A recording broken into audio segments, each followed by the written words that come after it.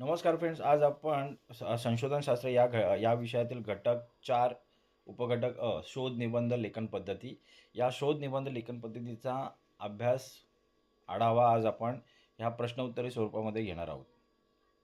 पहिला प्रश्न आहे, पूर्वतयारीमध्ये सर्वात महत्त्वाची पायरी कोणती आहे? पूर्वतयारीमध्ये सर्वात महत्त्वाची पायरी कोणती आहे?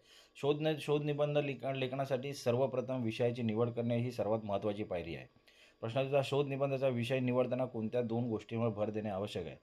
शोध निबंधाचा विषयाचे मूलभूत निवडताना विषयाचे मूलभूत ज्ञान आणि सातत्याने केलेले वाचन मनन या 2 गोष्टींवर भर देणे आवश्यक आहे. प्रश्न 3, शोध निबंध या शब्दाला इंग्रजीमध्ये कोणते 2 समानार्थी शब्द वापरले जातात? शोध निबंधाचे शब्दार्थ. शोध निबंध या शब्दाला इंग्रजीमध्ये रिसर्च पेपर आणि स्कॉलररी आर्टिकल्स हे 2 शब्द वापरले जातात. प्रश्न 4, निष्कर्ष काय आहे? निष्कर्ष कन्क्लुजन किती शब्दांपर्यंत असावेत असे सुचवले आहेत? निष्कर्षांची संख्या साधारणतः 5 ते 10 पर्यंत असायला हवेत असे सुचवलेले आहेत. शोध निबंधाच्या रचनाबंधात स्ट्रक्चरमध्ये विषयाची मूलभूत मांडणी केल्यानंतर कशाला महत्त्व दिले जाते? विषयाची मूलभूत मांडणी केल्यानंतर विषय विवेचन आणि साधक बाधक चर्चा याला महत्त्व दिले जाते. प्रश्नाचा संदर्भ. रेफरन्स देताना कोणती माहिती विशिष्ट क्रमाने देणे आवश्यक आहे? लेखनाचे नाव, संदर्भ म्हणजे संदर्भ देताना लेखकाचे नाव, पुस्तकाचे नाव, प्रकाशक, आवृत्ती, शहर आणि पृष्ठ क्रमांक ही आणि विशिष्ट माहिती क्रमाने देणे आवश्यक आहे. प्रश्न 7, साधक बाधक चर्चा क्रिटिकल डिस्कशन का आवश्यक असते? साधक बाधक चर्चा आवश्यक असते कारण तिच्याशिवाय ते केवळ काल्पनिक निबंध होऊ शकतो आणि त्यांचे संशोधन मूल्य म्हणजे रिसर्च व्हॅल्यू कमी होऊ शकते. प्रश्न 8, संदर्भाचे व्यवस्थीकरण करताना दुसऱ्या टप्प्यात कोणत्या नोंदी महत्त्वाच्या आहेत? संदर्भाचे व्यवस्थीकरण करताना दुसऱ्या टप्प्यामध्ये लेखक, ग्रंथलेखक, ऑथर, ग्रंथाचे नाव, टायटल, प्रकाशक, पब्लिशर, स्थळ, प्लेस, आवृत्ती, एडिशन आणि पृष्ठ क्रमांक, पेज नंबर या गोष्टी महत्त्वाच्या आहेत, नोंदी महत्त्वाच्या आहेत. प्रश्न 9, शोध निबंधाच्या प्रारंभात इंट्रोडक्शन कोणत्या गोष्टींचा समावेश असणे आवश्यक आहे? शोध निबंधाचा प्रारंभ विषयांतर्गत येणाऱ्या विविध संज्ञा, संकल्पना आणि घटकांचा अर्थ विशद केलेला असावा लागतो. प्रश्न 10, विषयाची मांडणी करण्यासाठी कोणत्या 3 क्रियांची आवश्यकता आहे? विषयांची चांगली मांडणी करण्यासाठी वाचन, चिंतन, मनन या 3 क्रियांची आवश्यकता असते. काही दीर्घ उत्तरी प्रश्न आले ते बघा. पूर्वतयारीचे महत्त्व स्पष्ट करून पूर्वतयारीमध्ये कोणकोणत्या बाबींचा समावेश होतो ते सविस्तर लिहा. शोध निबंधाच्या लेखनामध्ये पूर्वतयारी, ज्याला शास्त्रीय भाषेत पुनर्नियोजन म्हणतात, अत्यंत महत्त्वाचे असते कारण कोणताही शोध किंवा तयारीशिवाय पूर्ण होऊ शकत नाही. पूर्वतयारीचे महत्त्व. मार्गनिश्चिती. योग्य पूर्वतयारीमुळे संशोधनाची दिशा आणि स्वरूप निश्चित होते. शोध कार्याला प्रारंभ. विषयाचे मूलभूत ज्ञान व मार्गदर्शनामुळे नवीन संशोधन प्रक्रिया शोध कार्य सुरू करता येते. वेळेची बचत. योग्य नियोजन व संदर्भ संकलनामुळे ऐनवेळी गोंधळ होत नाही आणि वेळेची बचत होते. पूर्वतयारीमध्ये समाविष्ट बाबी. विषयाची निवड. सर्वप्रथम संशोधकाची जिज्ञासू वृत्ती व सततचे वाचन मनन यातून विषयाची निवड केली जाते. विषय अचानक न मिळवता तो अभ्यासावर व ज्ञानावर आधारित असावा लागतो. मूलभूत ज्ञान व अभ्यास. निवडलेल्या विषयाचे मूलभूत ज्ञान असते आणि त्यावर सखोल अभ्यास करणे आवश्यक आहे. मार्गदर्शन. विषयाची निवड करताना किंवा संशोधनाच्या टप्प्यावर योग्य मार्गदर्शकाची मदत घेणे महत्त्वाचे असते. क्षेत्र निश्चिती. केवळ आकर्षक निष्कर्ष न निवडता त्या शीर्षकाचा समावेश असलेल्या संशोधनाचे क्षेत्र स्कोप निश्चित करणे आवश्यक असते. 5, संदर्भ, वाचन व संकलन. पूर्वतयारीचा अत्यंत महत्त्वाचा भाग म्हणजे विषयाशी संबंधित संदर्भ ग्रंथ, लेखक, नियतकालिके यांचे वाचन करून आवश्यक माहिती संकलन करणे. प्रश्न 2, संदर्भाचे व्यवस्थीकरण. बिब्लिओग्राफी मॅनेजमेंट म्हणजे काय ते शोध निबंधात का आवश्यक आहे ते आणि ते कसे करावे? संदर्भाचे व्यवस्थीकरण म्हणजे बिब्लिओग्राफी मॅनेजमेंट म्हणजे शोध निबंध लिहिताना वाचन प्रक्रियेत मिळालेल्या विविध स्रोतांचा, उदाहरणार्थ पुस्तके, लेख, मासिके यांचा माहिती एका विशिष्ट पद्धतीनुसार सुव्यवस्थितपणे नोंदवणे होय. आवश्यकता काय? लेखन सुलभता. संदर्भाचे योग्य वर्गीकरण आणि नोंद केल्यामुळे निबंधाची पुढील मांडणी आणि संदर्भ देणे सोपे होते. पुनरावृत्ती टाळणे. एकाच संदर्भाचा वापर पुन्हा करताना वारंवार तपशील लिहिण्याची गरज नसते. विश्वासार्हता. संशोधन कार्याला शैक्षणिक आणि शास्त्रीय विश्वासार्हता, क्रेडिटिबिलिटी मिळते. व्यवस्थीकरण कसे करावे? क्रमांकानुसार मांडणे, वाचलेल्या विषयाची माहिती क्रमानुसार काढून घ्यावी, तपशीलवार नोंद, प्रत्येक संदर्भ घेत असताना पुढील गोष्टींची नोंद करणे आवश्यक आहे. ग्रंथलेखकाचे नाव, ग्रंथांचे नाव, प्रकाशन संस्था, प्रकाशन स्थळ, आवृत्ती, वर्ष, पृष्ठ क्रमांक हे. तिसरा, पुनरावृत्ती व्यवस्थापन. जर एखादा संदर्भ किंवा लेखक वारंवार येत असेल तर प्रत्येक वेळी संपूर्ण तपशील न देता केवळ क्रमांक देऊन किंवा तेत्रेव किंवा उपरोक्त अशा सांकेतिक शब्दांचा वापर करून संदर्भ नोंदवावा. प्रश्न 3, शोध निबंधाच्या रचनेमध्ये स्ट्रक्चरमध्ये शीर्षक आणि सारांश ॲब्स्ट्रॅक्ट या घटकांचे नेमके महत्त्व काय आहे? शोध निबंधाच्या रचनेत शीर्षक आणि सारांश हे दोन्ही घटक अतिशय महत्त्वाचे आहेत, कारण ते निबंधाची ओळख, आयडेंटिटी आणि आशय, कंटेंट दर्शवतात. शीर्षकाचे महत्त्व काय? तर शोध निबंधाचा गाभा. शीर्षक हे शोध निबंधात मांडलेल्या विषयाचा आणि आशयाचा केंद्रबिंदू असतो. अचूकता व संक्षिप्तता. शीर्षक अचूक व संक्षिप्त आणि नेमकेपणा दर्शवणारे असावेत.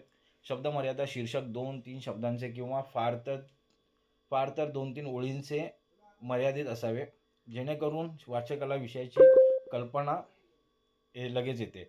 सारांशाचे ॲब्स्ट्रॅक्टचे महत्त्व. ओळख. सारांशामुळे वाचकाला संपूर्ण निबंध वाचण्यापूर्वी विषयाची खोली आणि व्याप्ती कमीत कमी शब्दामध्ये समजू शकते. वेळेची बचत. एकाच वेळी अनेक शोध निबंधांचे परीक्षण करताना सारांश वाचकाला वेळेची बचत करण्यास मदत करतो. विषय साध्यता. सारांशातून निबंधाचा हेतू, पद्धती आणि अंतिम निष्कर्ष यांची झलक मिळते. सारांश शक्य तितक्या कमीत कमी शब्दामध्ये मांडलेला असावा. साधक बाधक चर्चा, क्रिटिकल डिस्कशन म्हणजे काय? शोध निबंधासाठी ती का अपरिहार्य आहे? साधक बाधक चर्चा म्हणजे शोध निबंधात मांडलेल्या विषयावर आधारित असलेल्या विरोध, बाधक आणि समर्थन साधक या दोन्ही बाजूंच्या विचारांची चिकित्सा, क्रिटिकल अनालिसिस करणे होय. या चर्चेत कोणत्याही गोष्टीचा स्वीकार करण्यापूर्वी तिच्या सत्य असत्यत्वाची मीमांसा केली जाते. अपरिहार्यता, नेसेसिटी. संशोधन मूल्य. जर साधक बाधक चर्चा नसेल तर ती संशोधन निव्वळ काल्पनिक निबंध, फिक्शनल एसे राहतो आणि त्याचे संशोधन मूल्य म्हणजे रिसर्च व्हॅल्यू नष्ट होते. सत्य असत्यत्व स्पष्टीकरण. या चर्चेमुळे विषयाचे अंतिम सत्य असत्यत्व स्पष्ट होते आणि संशोधनाचा हेतू साध्य होतो. विश्लेषण व अन्वयार्थ. ह्या चर्चेमध्ये विषयाचे विश्लेषण होते, ॲनालिसिस केले जाते आणि त्यातून मिळालेल्या माहितीचा अन्वयार्थ, इंटरप्रिटेशन लावला जातो. बहुआयामी तपासणी. विषयांची मांडणी करताना विषयाचे सर्व घटकांचा शोध बहुआयामी पद्धतीने घेतला जातो. निष्कर्ष, कन्क्लुजन. हा पुढचा प्रश्न. निष्कर्ष हा शोध निबंधाचा महत्त्वाचा घटक का मानला जातो? निष्कर्षाचे स्वरूप कसे असावे? निष्कर्ष हे कोणत्याही संशोधन कार्याच्या प्रयत्नांचे फळ आणि अंतिम परिमाण फायनल आउटकम असते, म्हणून तो शोध निबंधाचा महत्त्वाचा घटक मानला जातो. निष्कर्ष महत्त्वाचे असण्याची कारणे काय आहेत? तर यशाचा आधार. कोणत्याही संशोधनाचे यश हे निष्कर्षावर आधारित असते. निष्कर्षांमुळेच संशोधनाचा हेतू पूर्ण झाला की नाही हे कळते. सिद्धांत, प्रमेयाची निर्मिती. निष्कर्षांद्वारे अभ्यासलेल्या विषयांचे आकलन करून एखाद्या विशिष्ट सिद्धांत किंवा प्रमेय मांडण्याचा प्रयत्न केला जातो. पुराव्यांवर आधारित. निष्कर्षांना योग्य पुराव्यांचे एव्हिडन्स समर्थन आवश्यक असते, ज्यामुळे त्यांची विश्वासार्हता वाढते. विषयाचे अंतिम स्वरूप. निष्कर्ष हा शोध निबंधाचा विषयाचे अंतिम स्वरूप असतो, ज्यावर विशेष भर दिला जातो. निष्कर्षाचे स्वरूप कसं आहे?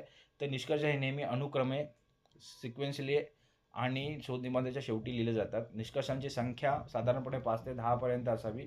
निष्कर्षांची भाषा अत्यंत प्रभावी, स्पष्ट आणि ठाम असावी. पुढील प्रश्न. शोध निबंधाचा प्रारंभ म्हणजे इंट्रोडक्शन कशा प्रकारे केला जावा, तो प्रभावी करण्यासाठी कोणत्या बाबींचा समावेश आवश्यक आहे?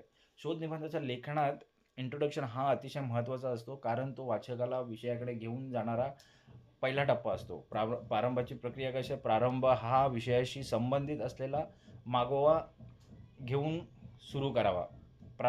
प्रारंभ विषयाशी संबंधित असलेला मागोवा घेऊन सुरू करावा, जेणेकरून वाचकाची विषयाबद्दल उत्सुकता वाढते. प्रारंभाला प्रारंभी बनवण्यासाठी आवश्यक बाबी. विषयाचे स्पष्टीकरण. विषयांतर्गत येणाऱ्या विविध संज्ञा, टर्म्स, संकल्पना, कन्सेप्ट आणि घटकांचा अर्थ विशद केलेला असावा.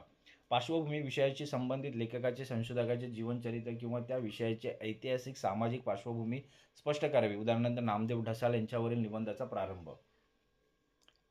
तिसरं आहे समस्याची मांडणी. शोध निबंधाची समस्या किंवा विषय स्पष्टपणे मांडलेला असावा. संशोधनाचा हेतू, शोध निबंधाचा मुख्य हेतू काय आहे तो थोडक्यात स्पष्ट केलेला असावा. संक्षिप्तता, प्रारंभ संक्षिप्त आणि विषयाला पूर्ण न्याय देणारा असावा. विषयाची मांडणी, प्रेझेंटेशन ऑफ सब्जेक्ट. विषयाची मांडणी करताना कोणत्या संशोधनशास्त्रीय बाबी महत्त्वाच्या ठरतात. विषयाची मांडणी हा शोध निबंधाचा गाभा मानला जातो आणि ती करताना संशोधनशास्त्रातील काही मूलभूत बाबींचा विचार करणे आवश्यक आहे. विषयाची मांडणीत महत्त्वाच्या संशोधनशास्त्रीय बाबी. विषय केंद्रित संशोधन. मांडणी नेहमी विषय केंद्रित, सब्जेक्ट सेंट्रिक असावी. विषयाला मध्यभागी ठेवून संशोधन केले जाते. दुसरं आहे संशोधन पद्धती. वापरलेल्या संशोधन पद्धती, रिसर्च मेथोडॉलॉजी नुसार विषयाची मांडणी केली जाते. तिसरा आहे मांडणीचे घटक. विषयाची मांडणी करताना विषयाची पृष्ठभूमी, बॅकग्राऊंड, रचना, स्ट्रक्चर, संदर्भसूत्रे, सोर्सेस आणि विषय विवेचन या गोष्टी महत्त्वाच्या असतात. चौथा आहे सखोल वाचन आणि चिंतन. चांगली मांडणी करण्यासाठी संशोधकाला विषयाचे प्रचंड वाचन, चिंतन, मनन करावे लागते. केवळ माहितीचा संग्रह न करता ती माहिती तर्कशुद्ध पद्धतीने सादर करणे आवश्यक आहे. आकलन. विषयाचे चांगले आकलन, अंडरस्टँडिंग असल्यास विषयाची प्रभावी मांडणी करणे शक्य आहे. प्रश्न 8. शोध निबंध म्हणजे काय? या संकल्पनेनुसार शोध निबंधाच्या 3 प्रमुख व्याख्या कोणत्या आहेत? शोध निबंध, रिसर्च पेपर किंवा स्कॉलररी आर्टिकल ही लेखनातील एक महत्त्वाची आणि विशिष्ट प्रकारची लेखन प्रक्रिया आहे. या संकल्पनेनुसार शोध निबंधाच्या 3 प्रमुख व्याख्या खालीलप्रमाणे आहेत. विश्लेषण आणि स्पष्टीकरण आधारित व्याख्या. एखाद्या लेखकाने विशिष्ट विषयावर केलेल्या संशोधनाच्या आधारे केलेले विश्लेषण आणि स्पष्टीकरण म्हणजे शोध निबंध होय. दुसरा आहे एखाद्या लेखकाने विशिष्ट विषयावर केलेल्या संशोधनाच्या आधारे केलेले विश्लेषण आणि स्पष्टीकरण म्हणजे शोध निबंध होय.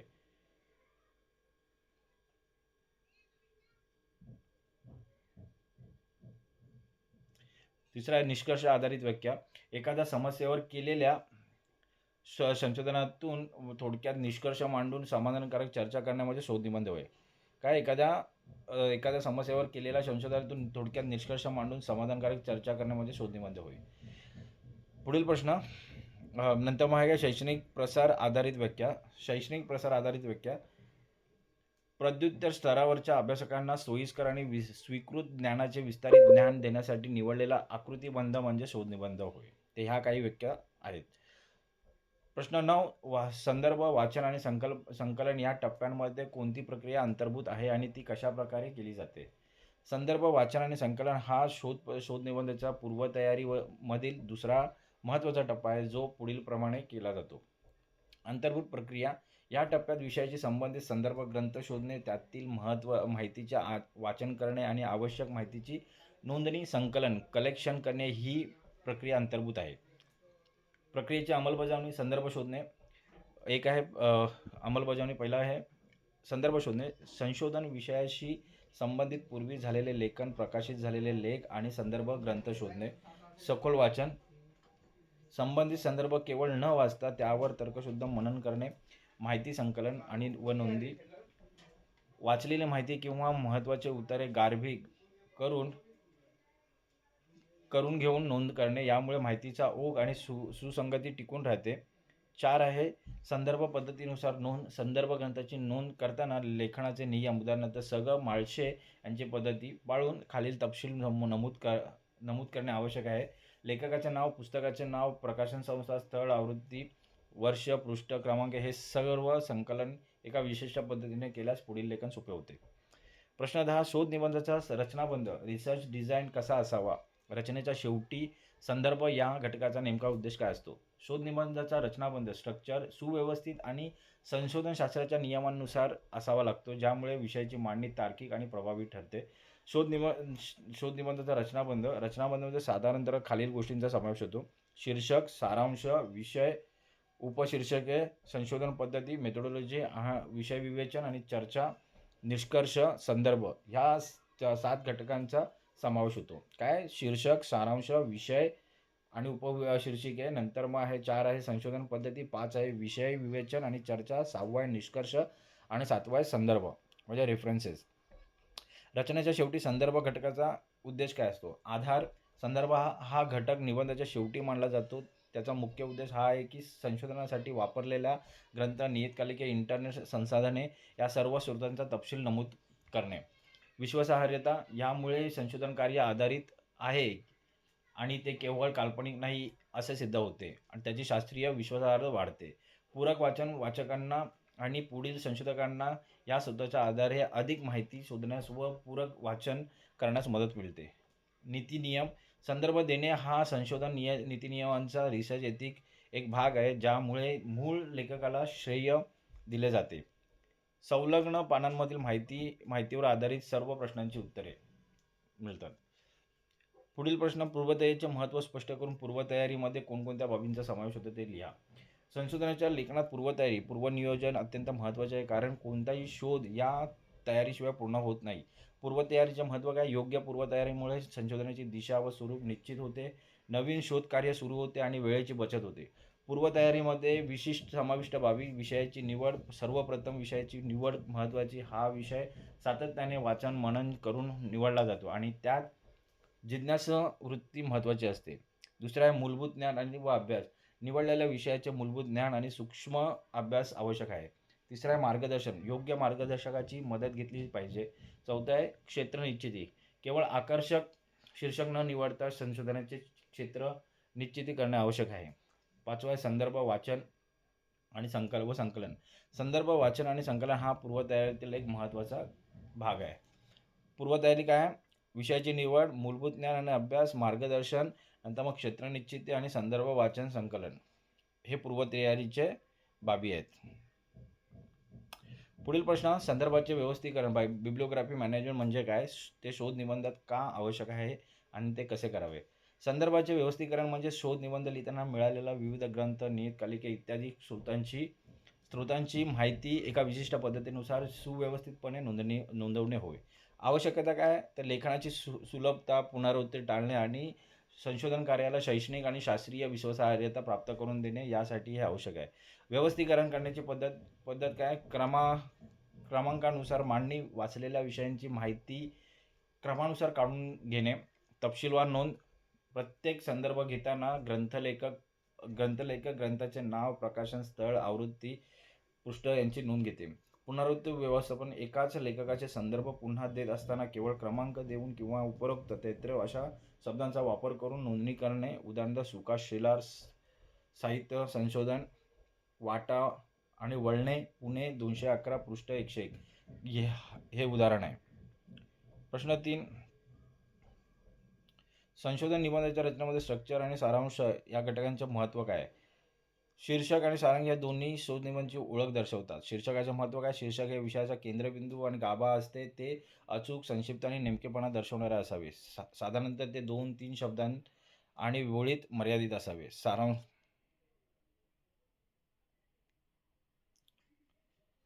सारांशामुळे वाचकाला संपूर्ण निबंध वाचण्यापूर्वी विषयाची खोली, व्याप्ती कमीत कमी शब्दात समजू शकते. या विषयात हेतू, पद्धती, अंतिम निष्कर्ष यांची झलक मिळते, ज्यामुळे वाचकाला वेळेची बचत होते. सारांशामुळे विषयावर झालेले संशोधन आणि त्याचे स्वरूप लक्षात येते.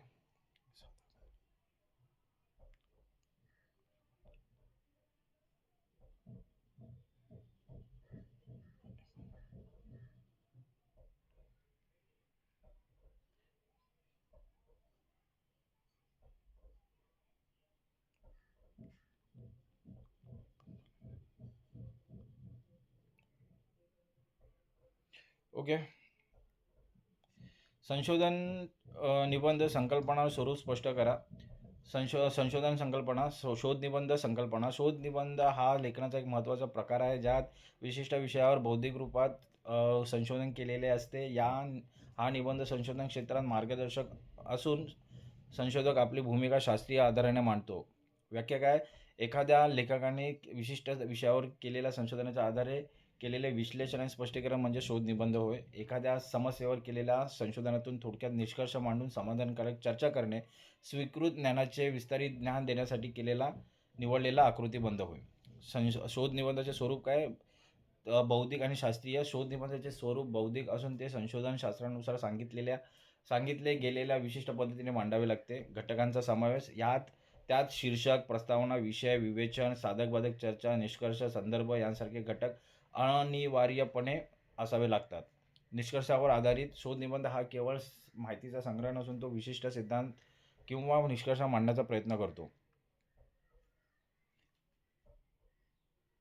शोधनिबंधाचे घटक विशद करा. शोधनिबंधाचे घटक त्याला एक शास्त्रीय आणि प्रमाणबद्ध स्वरूप देतात. या घटकांचा आविष्कार शोधनिबंध असणे गरजेचे आहे. शोधनिबंधाचे प्रमुख घटक कोणते? शीर्षक, सार, सारांश, प्रस्तावना, शोध पद्धती, विषय विवेचन, साधक बाधक चर्चा, निष्कर्ष, संदर्भ हे शोधनिबंधाचे प्रमुख घटक आहेत. शोधनिबंधाची रचना प्रक्रिया पूर्वनियोजनापासून रचना प्रक्रिया विशद करा. शोधनिबंधाची रचना प्रक्रिया ही पूर्वनियोजनापासून ते संदर्भ देण्यापर्यंत अनेक टप्प्यांमध्ये विभागली जाते. तर रचना प्रक्रियेचे टप्पे कोणते आहेत? पूर्वतयारी, संदर्भ, वाचन व संकलन, संदर्भाचे व्यवस्थीकरण, नंतर मग शोधनिबंधाचा प्रारंभ, विषयाची मांडणी, साधक-बाधक चर्चा, निष्कर्ष, समारोप, संदर्भ या घटकातून शोधनिबंध होतो. शोधनिबंधाचे महत्त्व स्पष्ट करा. शोधनिबंधाचे महत्त्व केवळ शैक्षणिक स्तरावरच नाही, तर संपूर्ण मानवी जीवनशैलीत आहे. शोधनिबंधाचे महत्त्व काय? ज्ञानाचे विस्तार. शोधनिबंध स्वीकृत ज्ञानाचे विस्तृत ज्ञान देण्यासाठी निवडलेला आकृतिबंध आहे, ज्यामुळे विद्यमान ज्ञानशाखांमध्ये भर पडते. बौद्धिक प्रक्रिया. संशोधन ही एक महत्त्वाची बौद्धिक प्रक्रिया आहे. संशोधन निबंधामुळे आपल्या बुद्धीचा वापर करून सत्यता आणि स्थायित्व पोहोचवण्याचे साध्य होते. समस्या सोडवणूक. प्राचीन काळापासून जीवन व्यवहारात आणि वैश्विक जीवनात उपस्थित झालेल्या समस्यांवर तार्किक आधारावर उत्तरे शोधण्यास शोधनिबंध मदत करतो. मार्गदर्शन. हा निबंध संशोधन क्षेत्रात मार्गदर्शक ठरतो. नवीन संशोधकांना योग्य दिशा मिळवण्यासाठी पूर्वीच्या शोध निबंधाचा उपयोग होतो. विषयाचे सखोल आकलन. शोध निबंधाची पूर्वतयारी करताना संदर्भ, वाचन व संकलन करताना अभ्यासकाला विषयाचे सखोल आकलन होते. तर मित्र, हा घटक आज आपण इथे चांगल्या प्रकारे समजून घेतलेला आहे. प्रश्न उत्तरे स्वरूपामध्ये या घटकाचे मुद्दे आपण समजून घेतलेले आहेत. हा घटक अधिक चांगल्या प्रकारे समजून घेण्यासाठी तुम्ही हा व्हिडिओ वारंवार पहा, जेणेकरून ह्या घटकाचे मुद्दे तुम्हाला चांगल्या प्रकारे समजतील. तर आज आपण इथेच थांबूया. धन्यवाद.